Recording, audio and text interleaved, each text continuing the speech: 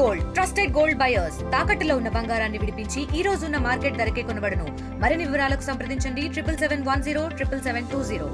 రెండు తెలుగు రాష్ట్రాల్లో betting apps అనేది సెన్సేషనల్ గా మారింది. ప్రధానంగా ఇన్ఫ్లుయెన్సర్స్ పైన, యాక్టర్స్ పైన కూడా కేసులు నమోదైనాయి. పంజాగుట్టలో 11 మంది మీద కేసులు నమోదైతే, ఏదైతే మియాపూర్లో మాత్రం 25 మెంబర్స్ మీద కేసులు నమోదైంది. ప్రస్తుతం పంజాగుట్ట పోలీస్ స్టేషన్ వద్ద ఒక బాధితుడు బెట్టింగ్ యాప్స్కి నేను బానిస అయిపోయాను, నేను సుమారుగా 80 లక్షల వరకు పోగొట్టుకున్నానంటూ అతను చెప్తున్న పరిస్థితి కనిపిస్తుంది. కంప్లైంట్ ఇవ్వడానికి వచ్చానంటూ చెప్తున్నారు. ఏం పేరు మీరు?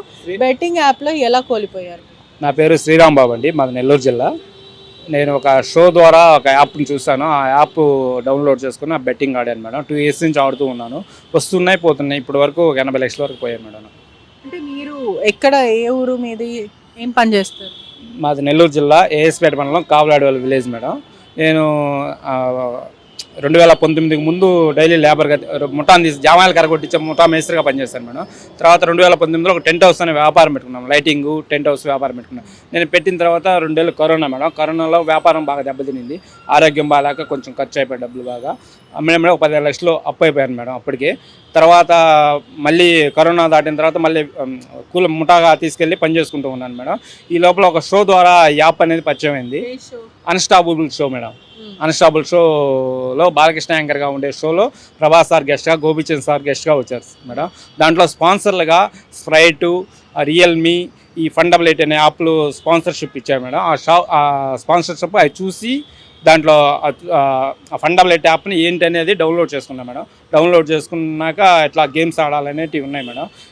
అవి అలవాటు పడిపోయాను మేడం. అంటే ఎట్లా మొదట ఎలా స్టార్ట్ చేస్తారు, ఎప్పుడు స్టార్ట్ చేస్తారు? 2 years బ్యాక్ స్టార్ట్ చేశాను మేడం. 2023లో స్టార్ట్ చేశాను మేడం ఈ యాప్ని.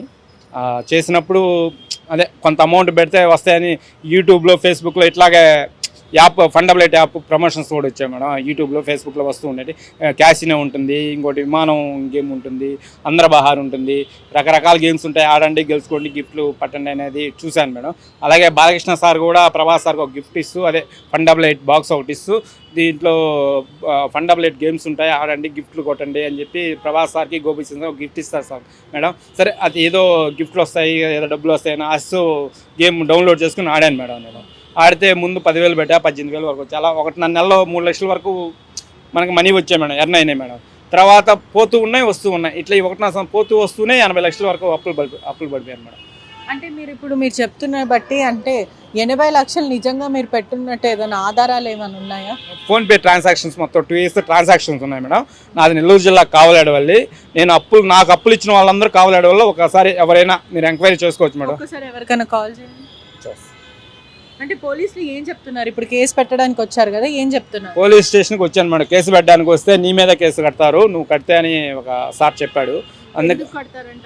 నేను బెట్టింగ్ ఆడడం నేరం కదా, అందుకని కడతా ఉన్నారు మేడం. అందుకని నేను ఏం చేయాలో అర్థం కాదు. నేను సజ్జనార్ సార్ని కలిసి నా విధంగా చెప్తే, నా పరిస్థితి ఇలా పోగొట్టుకున్నాను చెప్తే, ఆ సార్ కేసు పెట్టమంటాడా వద్దంటాడా అని సార్ని కలుద్దామని వచ్చాను మేడం ఇక్కడికి. నేను ఇక్కడికి వచ్చి సార్ని కలవాలి, ఇట్లా బెట్టింగ్ ఆడాను, డబ్బులు 80 లక్షల వరకు పోయాయని చెప్తే, నీ మీద కేసు కడతారు బాబు, బెట్టింగ్ ఆడ. ఇక్కడ నిన్న పంజాగుట్ట పోలీస్ స్టేషన్లో అందరి మీద ఇట్లా చర్యలు జరిగాయని ఒక న్యూస్ నిన్న పంజాగుట్ట పిఎస్కి ఒక ఛానల్ వాళ్ళకి ఫోన్ చేసాను. ఇట్లా రావాలి సార్ వాళ్ళకి అంటే ఇక్కడికి రండి అన్నారు ఒక ఛానల్ వాళ్ళు. ఇక్కడికి వచ్చి వాళ్ళకి చెప్పాను మేడం విషయం. ఇక్కడ సార్ ఒకరిని అడిగితే ఒకసారి ఫోన్ చేయండి మీ స్నేహితులకి ఎవరికైనా. అంటే మీరు 80,000 కోల్పోయారంటే 80 లక్షలు కోల్పోయారంటే నమ్మశక్యంగా అనిపించదు. అదే నమ్మశక్యం కాదు, కానీ ఎంతమందికి నేను డబ్బులు ఎలా ఫోన్ చేస్తాను. హలో మా రాధమ్మ, అన్న బావలేడా? ఎవరు మాట్లాడేది? రాధానా? నేను రామాబాబన్నమ్మ.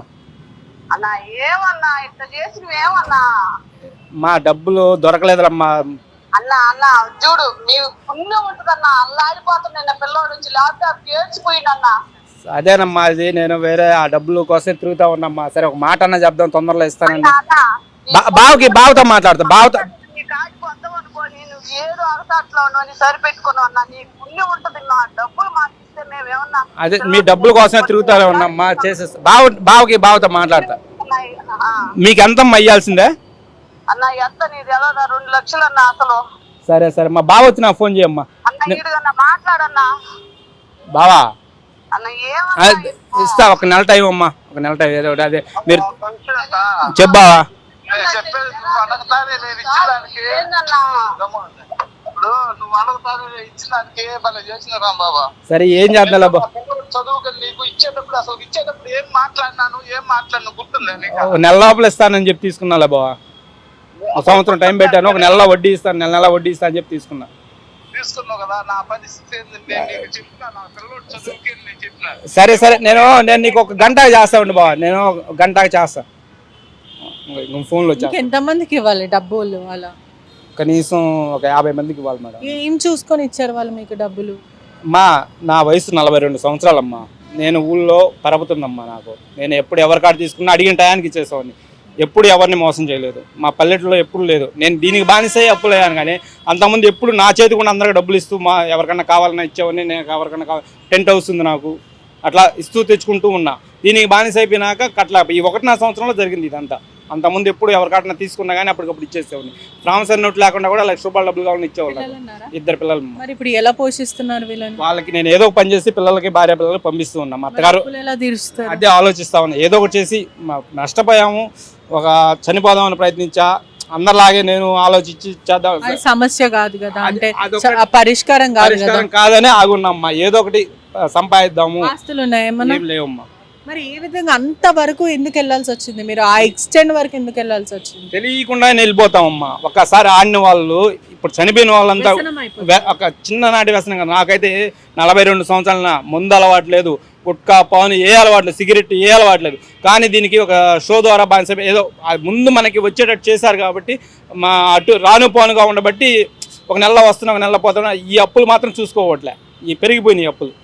అలా అమ్మ. అంటే మొత్తం మీద చూసుకుంటే కూడా ఎవరైతే అప్పులు తీసుకున్నారో వాళ్ళకి కాల్ చేసినప్పటికీ కూడా పిల్లలు ఉన్నారు, డబ్బులు తిరిగి ఇచ్చేసే అని అంటున్నారు. ఇతర మాత్రం నేను బెట్టింగ్ యాప్స్కి వ్యసనముగా మారిపోయింది.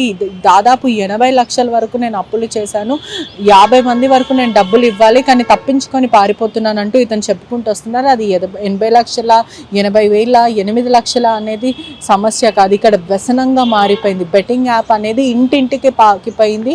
ప్రతి ఇంట్లో ఒక బాధితులు ఉన్నారు, ఎంత అతలాకుతలం అవుతున్నారు. చాలామంది చనిపోవాలనుకున్న వాళ్ళు ఉన్నారు, కొంతమంది చనిపోయిన వాళ్ళు కూడా ఉన్నారు. దయచేసి బెట్టింగ్ యాప్స్ ఆడకండి, మీ కుటుంబాన్ని మోటివేట్ చేయండి. అదే కాకుండా తమదైన స్టైల్లో కూడా ఆ ప్రభుత్వం పనిచేస్తున్న పరిస్థితి కనిపిస్తుంది. కెమెరామ్యాన్ శివతో పెట్విష రిపోర్టింగ్ RTV హైదరాబాద్. మరిన్ని వీడియోస్ కోసం ఛానల్ ని సబ్స్క్రైబ్ చేయండి. లేటెస్ట్ అప్డేట్స్ కోసం వాట్సాప్ ఛానల్ ని ఫాలో అవ్వండి. ఆ లింక్ డిస్క్రిప్షన్ లో ఉంది.